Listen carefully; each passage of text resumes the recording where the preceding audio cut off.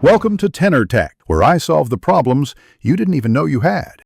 You start right now by cleaning and inspecting the damaged paint. Use a degreaser and microfiber to remove wax so you can see true damage. This prevents trapping oils under repair. Once clean, you'll sand the damaged area with 400-800 grit to feather edges until the transition is smooth. This helps primer and paint bond. Make sure to mask surrounding panels tightly to protect factory finish. After feathering, blow off dust and wipe with a tack cloth so the surface is ready for primer. Once the surface is clean and feathered, apply primer and light, even passes, 2-3 coats with 5-10 minute flash time so you build without runs.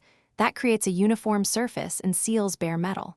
After primer cures, wet sand with 800-1000 grit to eliminate orange peel and verify smoothness. Clean the area again with a tack cloth and isopropyl if available. Now mix your matched base coat exactly per directions. Good mixing prevents color shifts and ensures consistent spray atomization when you apply thin, overlapping passes. You'll apply base coat in 2-4 wet coats, overlapping about half the previous pass. This builds color without causing drips.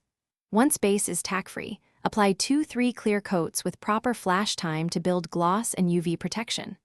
Let the finish cure as directed. Then wet sand with 1,500-2,000 grit to remove minor imperfections and follow with polish for shine.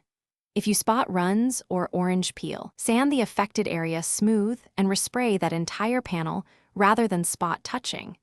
This preserves blend and avoids visible. Thanks for watching. Subscribe to keep your life in tune.